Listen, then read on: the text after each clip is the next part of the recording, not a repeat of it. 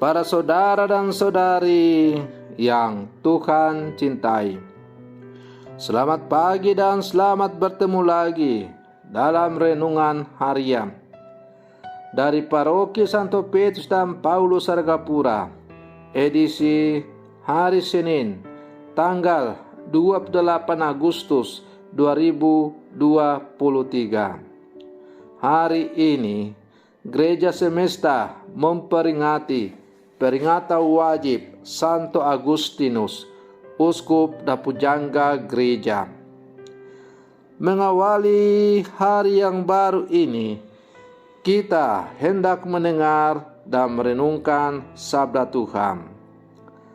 Marilah sebelum kita mendengar dan merenungkan sabda Tuhan, kita berdoa. Allah Bapa sumber kebenaran, Engkau telah memenuhi Santo Agustinus, Uskup dengan roh kebijaksanaan dan pengetahuan. Bantulah dan penuhilah gerejamu dengan roh yang sama, agar kami selalu haus akan Dikau, satu-satunya sumber kebijaksanaan sejati, dan mencari Dikau, pemberi cinta ilahi. Bersabdalah ya Tuhan, kami siap untuk mendengarkan. Terpujilah Engkau Bapa, Putra dan Roh Kudus, kini dan sepanjang segala masa. Amin. Para saudara dan saudari yang Tuhan cintai, sabda Tuhan yang hendak kita dengar dan kita renungkan untuk mengawali hari yang baru ini diambil dari Injil Matius pasal 23 ayat 13 sampai 22. Tuhan bersamamu. Inilah Injil suci menurut Matius. Pada suatu hari, Yesus berkata kepada ahli-ahli Taurat dan orang-orang Farisi, "Celakalah kalian, hai ahli-ahli Taurat dan orang-orang Farisi. Hai kalian orang-orang munafik, karena kalian menutup pintu kerajaan surga di depan orang. Sebab kalian sendiri tidak masuk dan kalian merintangi mereka yang berusaha masuk. Celakalah kalian, hai ahli-ahli Taurat dan orang-orang Farisi. Hai kamu orang-orang munafik, sebab kalian menelan rumah janda-janda, sementara mengelabui indera orang dengan doa yang panjang-panjang. Sebab itu, kalian pasti akan menerima hukuman yang lebih berat. Celakalah kalian, hai ahli-ahli Taurat dan orang-orang Farisi. Hai kalian orang-orang munafik, sebab kalian mengarungi lautan dan menjelajah daratan untuk menobatkan satu orang saja menjadi penganut agamamu. Dan sesudah ia bertobat, kalian menjadikan dia orang neraka yang 2 kali lebih jahat daripada kalian sendiri. Celakalah kalian, hai pemimpin-pemimpin buta, yang berkata, bila bersumpah demi bait suci, sumpah itu tidak sah. Tetapi bersumpah demi emas bait suci, sumpah itu mengikat.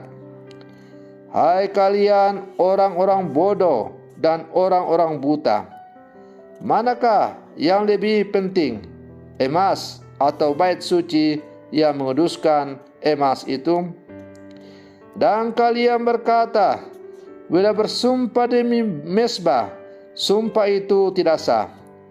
Tetapi bersumpah demi persembahan yang ada di atasnya, sumpah itu mengikat. Hai kalian orang-orang buta, manakah yang lebih penting, persembahan atau mezbah yang menguduskan persembahan itu? Karena itu, barang siapa bersumpah demi mezbah ia bersumpah demi mezbah dan juga demi segala sesuatu yang terletak di atasnya. Dan barang siapa bersumpah demi bait suci, ia bersumpah demi bait suci dan juga demi Dia yang diam di situ. Dan barang siapa bersumpah demi surga, ia bersumpah demi takhta Allah dan juga demi Dia yang bersemayam di atasnya. Demikianlah sabda Tuhan. Para saudara dan saudari yang Tuhan cintai, hari ini Gereja Semesta memperingati Santo Agustinus yang juga merupakan pelindung dari gereja Stasi Entrop. Santo Agustinus terkenal sebagai filsuf yang mencari dan merenungkan hal mendasar dalam kehidupan manusia di hadapan Tuhan. Ia mendengarkan nasihat-nasihat Santo Ambrosius, Uskup Milano pada waktu itu. Nasihat seperti ia disampaikan Paulus kepada jemaat di Tesalonika bertujuan memantik kasih yang timbul dari hati yang suci, dari hati yang murni, dan dari iman yang tulus ikhlas.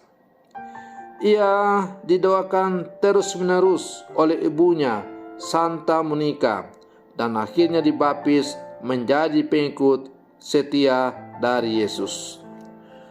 Para saudara dan saudari yang Tuhan cintai, Santo Agustinus sungguh menemukan apa yang penting dari begitu banyak hal yang kurang penting dalam hidupnya.